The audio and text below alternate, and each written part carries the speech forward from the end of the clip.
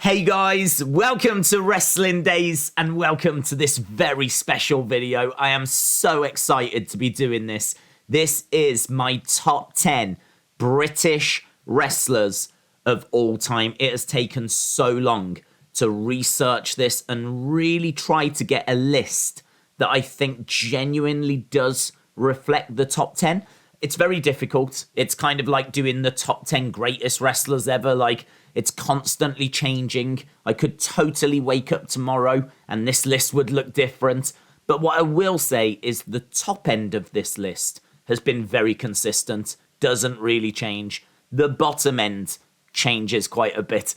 So yeah, there's obviously going to be a lot of debate around this one. Hopefully we can keep it light, keep it friendly. As I said, really hard to do this, but I can't wait to get stuck into it. Of course, we're doing this because of Clash at the Castle, the biggest wrestling show in the UK for 30 years.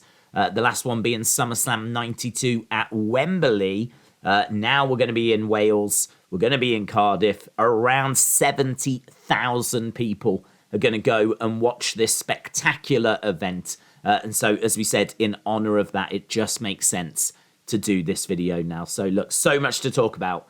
Let's get straight into it. Number 10 on my list, a name that you may not have heard of, but Marty Jones. Now, Marty Jones was certainly not much to look at, right? He didn't have a great physique. His haircut wasn't really anything special. I think he even had like a lazy eye, right?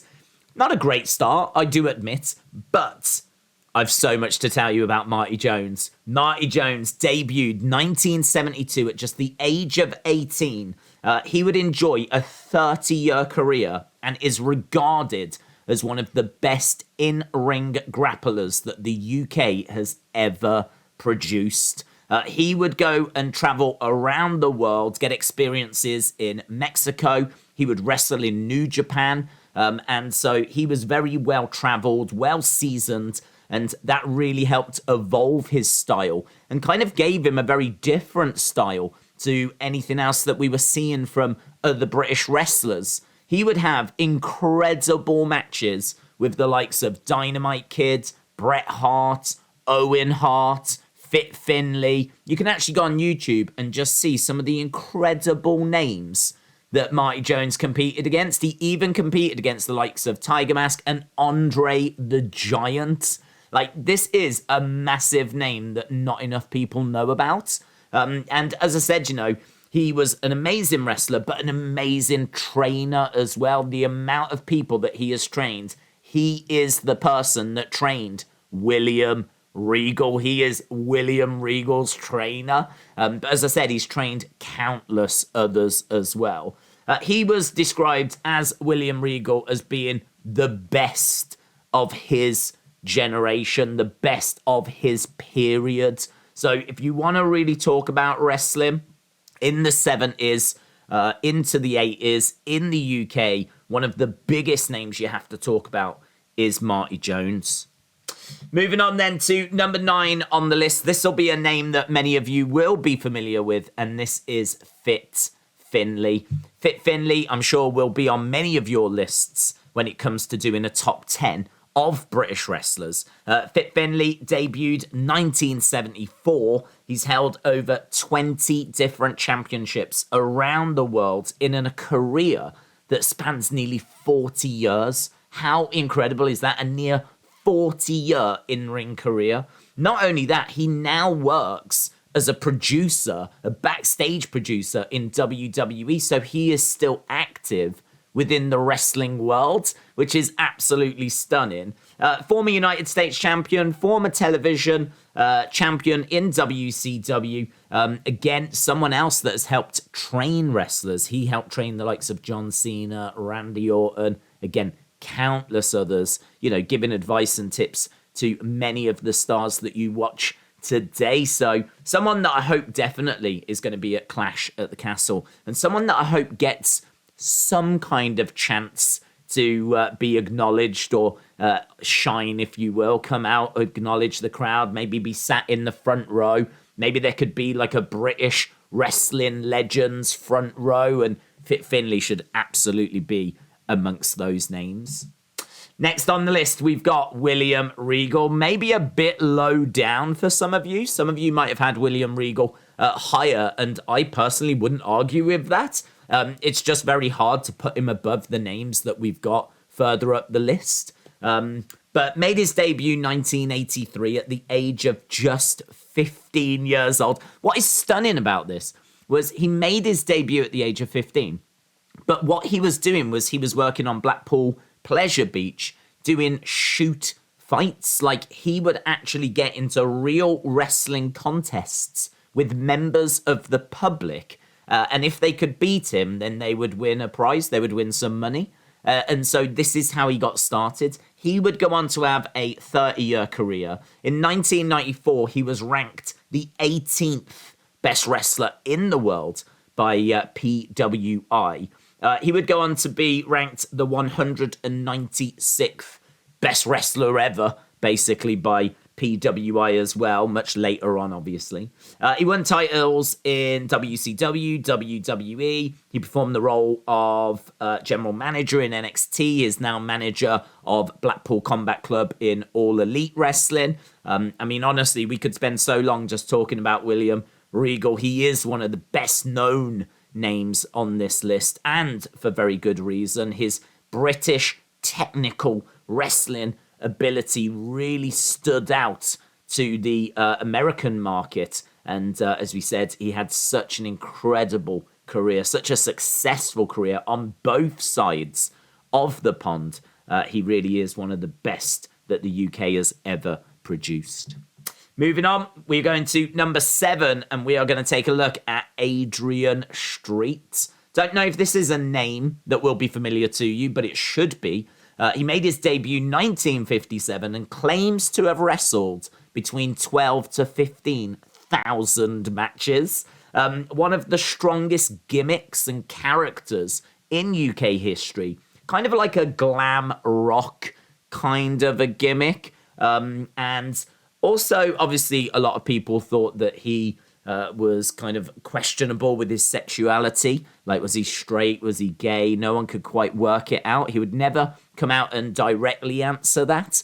And so that created a lot of, like, mystery as well. You've got to remember that all of this is happening in, like, the 70s and the 80s. It was a very different time. So very flamboyant and such an influential wrestler, so influential that Vince McMahon loved this gimmick, wanted this gimmick, but for some reason couldn't get Adrian Street, or felt that Adrian Street by this point was maybe, you know, a little bit older in age. And so in the mid-80s, he actually took Adrian Adonis, one of his wrestlers, and turned him into adorable Adrian Adonis, completely ripping off Adrian Street's gimmick. Completely ripping it off. In fact, Adrian Street even tells a story, I believe, about how Jimmy Hart called him on the phone to say, we are ripping your gimmick off, like confirming we are about to do this. I am literally just giving you a heads up. So, yeah, that is how influential he was. Honestly, his career is incredible. It's an over 50-year career, multiple championships won. Adrian has got a documentary on WWE Network. So if you want to find out more about Adrian Street, you can just go on to the WWE Network Peacock and watch a documentary all about him. And I really suggest that you do that. It's fantastic. Jim Ross has referred to Adrian Street, though, as one of the toughest men in the history of wrestling. And he is Welsh, and he is still with us, along with his valet and wife, Miss Linda. And I honestly really hope we get to see them at Clash at the Castle as well. Makes perfect sense. Again, one of the biggest kind of exports from British wrestling, was a big success over in America.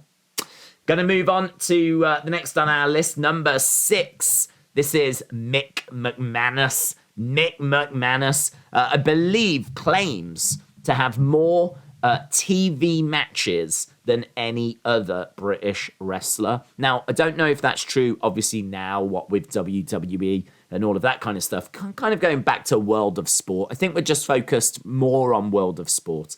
And claims to have had more matches than anyone else. A legend in the UK and in the UK wrestling scene. It's one of those names that you can speak to people that used to watch World of Sport. You say Mick McManus, they will absolutely know who you are talking about.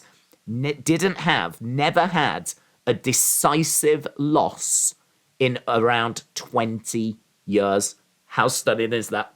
Like, he did lose, but it was always, like, you know, not quite decisive. There was, like, a reason for it. It was never clean or anything in around 20 years. He held, as well, the European Middleweight Championship for 7 years.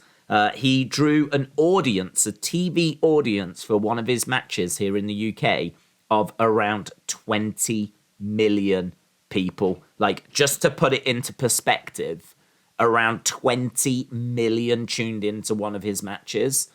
Again, you know, at the moment, we are celebrating the fact that Raw is now getting around 2 million people watching it. He had about 20 million tune into one of his matches. Just absolutely incredible. Wrestling was so big in the UK that actually in 1963, the Shopkeepers Union, the people that kind of look after all the shops here in the UK, they actually went to ITV, the network that was showing wrestling, and said, can you stop showing wrestling on a Saturday? Because there's no one coming to the shops. Like, everyone is staying at home to watch the wrestling, and shops are struggling. So they tried to get them to move it. They never moved it. But that's how popular wrestling was. And this was one of its biggest stars. So just to put it into perspective as to why he features so highly on this list. Sadly, he would pass away in 2013. But honestly, his impact on British wrestling will never, ever, ever be forgotten. Moving on then, we'll go into a couple of names that you might know now. Certainly if you're more into like modern wrestling.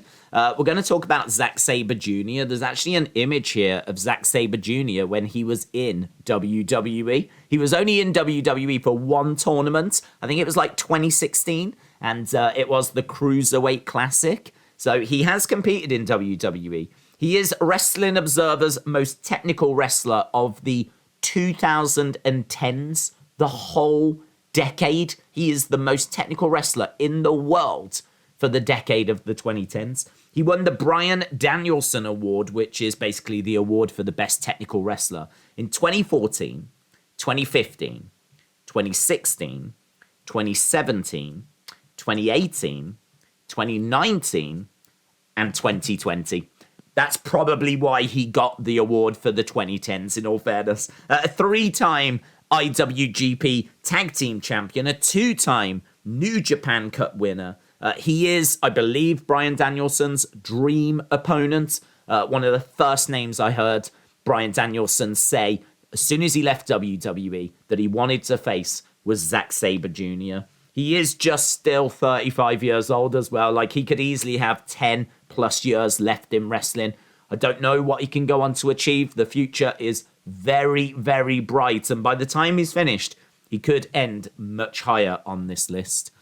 He's going to have to get past some incredible talent, though, because next on the list at number 4, Will Ospreay.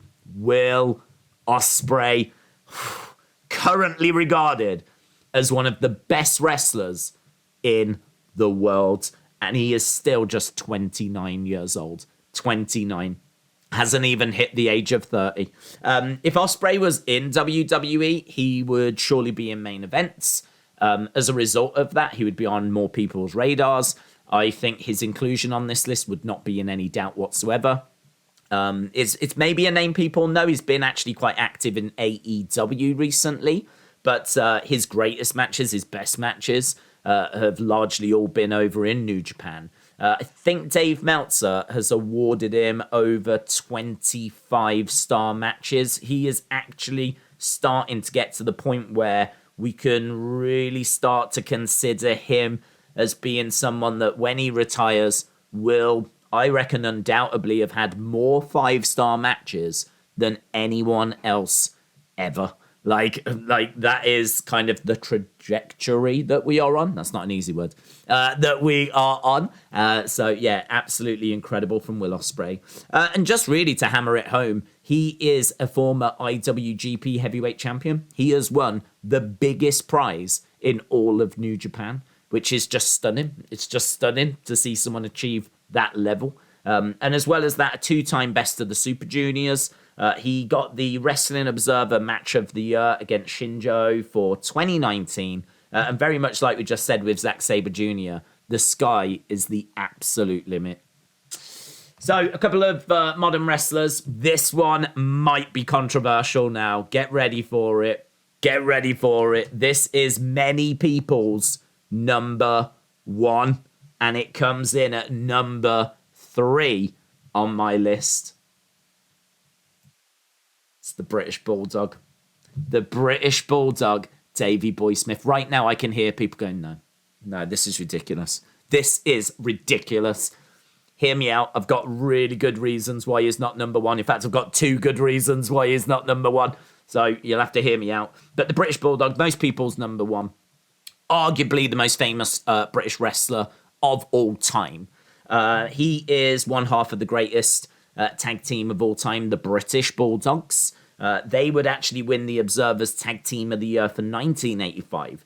Davey Boy would not only have an incredible tag team run, winning the tag team championships in WWE, but he would also go on to have a solo career, which was absolutely stunning.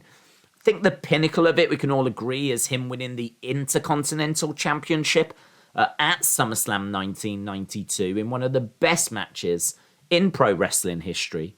But sadly, he never wins the WWE Championship. He does have personal demons that really, really prevent him from going to that next level. And to be honest, if he'd have got to that next level, then I think we are looking at moving him higher up the list. But his personal demons just took that away from him.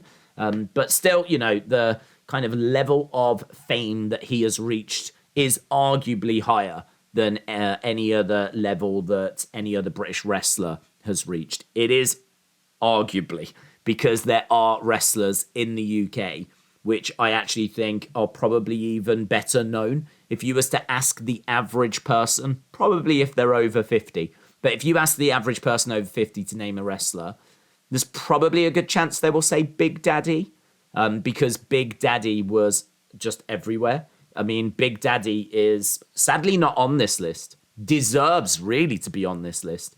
Not a great technical wrestler. I mean, he was all about just doing big splashes. He was just a big, fun, holding babies, baby face, thumbs up, you know, would be on TV shows, but his level of fame was just stunning. Like, apparently he was the Queen's favorite wrestler, Big Daddy. So it is arguable as to, like, you know, who is the most famous, but I feel like British Bulldog has absolutely got to be on that list. So, yeah, British Bulldog coming in at number 3. He actually made his debut 1978 at the age of 15. 15 years old. He'd obviously compete in Stampede Wrestling and then go on to WWE. He would have title wins and have championships in 3 different decades, and sadly passed away at the age of just 39 in 2002. So, who has beaten Davey Boy Smith? Who has pipped the British Bulldog to number 1? I think there's a name a lot of you are probably thinking about, and that name is number 2.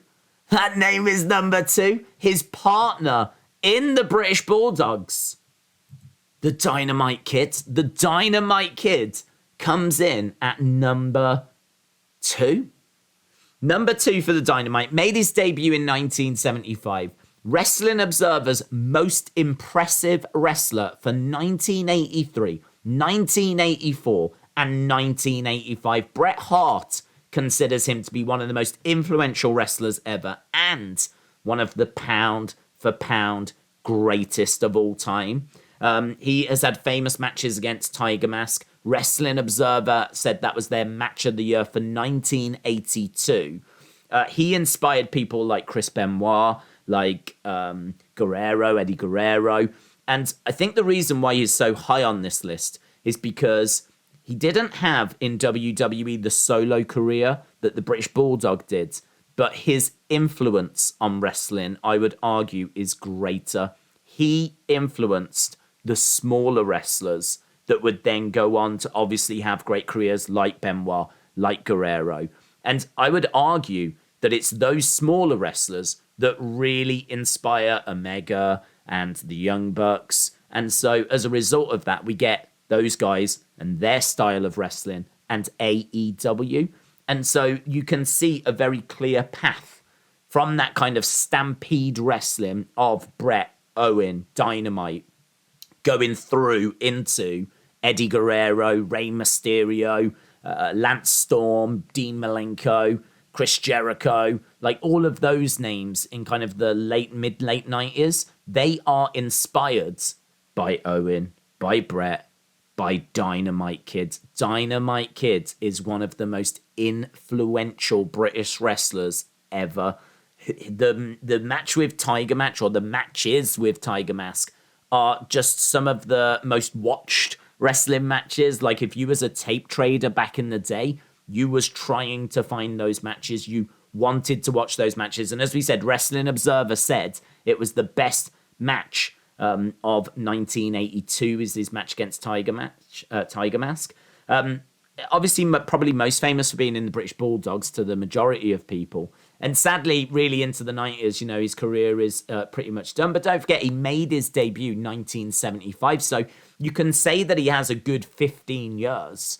It's just really what he's doing in the late 70s, early 80s, which is really when he's at his peak, is kind of not really spoken about too much because it predates really cable. It certainly predates WrestleMania, predates him being in WWE, but his influence is undeniable. So for me, I do put him above Davey Boy. Sadly, passed away age 60 on his birthday, actually, in 2018. But as I said, one of the most, if not the most influential British wrestlers of all time. So that brings us to number one. Now, this has been a long video, I'm sure you can agree, but hopefully it's been an educational video, an insightful video. I have tried to put in like as much detail as I can, but also not make it like an hour long. And so we get to number one. And I think I really want to hammer this home because a lot of you will be watching saying it should be Davey Boy, it should be Big Daddy, it should be Giant Haystacks. In fact, I've got a list of honourable mentions of people that really I wish I had found a way of getting them onto this list, but I just couldn't. As we said, Drew McIntyre is not number one. He doesn't make this list at all. He is a former WWE champion. By the time his run ends, I think he could make it onto this list, probably should make it onto this list. I think to be the first British wrestler to win the WWE title should get you onto the top 10. So I would say he just misses out. I would say he's probably 11th right now, but by the time his career is over, I would expect him to make the top 10. Big Daddy, one of the biggest names in the history of British wrestling, just misses out. Giant Haystacks, again, just misses out. Paige just misses out. Big impact, though. Massive impact on women's wrestling.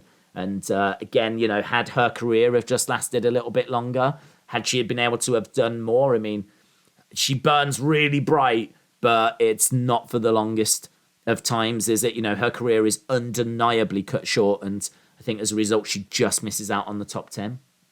But Pac misses out. Gentleman Chris Adams, who you might not know, but he actually popularized, and some people say even invented, the super kick, right? Gentleman Chris Adams, he was a big name in like World Class Championship Wrestling. I did have him on this list, but again, just misses out. Rollerball Rocco, who so many people talk so glowingly about, just misses out. Johnny Saint, a massive name. Nigel McGuinness, the second longest reigning Ring of Honor champion, just misses out. This is how hard this is, right? But what if I tell you that there is a man, the great Lou Thesz, who I think might be the greatest wrestler ever, Lou Thesz described as the greatest ever. What about if I tell you there's a man that Jim Cornette, back in 2018, said he thought could beat Brock Lesnar in an unsanctioned match? What if I tell you that there's a man that was a 7-time world champion and someone that not only was an incredible wrestler and did it across multiple decades, but is arguably an even better trainer? So when we talk about influence, we have to talk about this guy. It's a name some of you won't have heard of, but I'm going to do my best to tell you about him and explain why he's number one. Billy Robinson. Billy Robinson.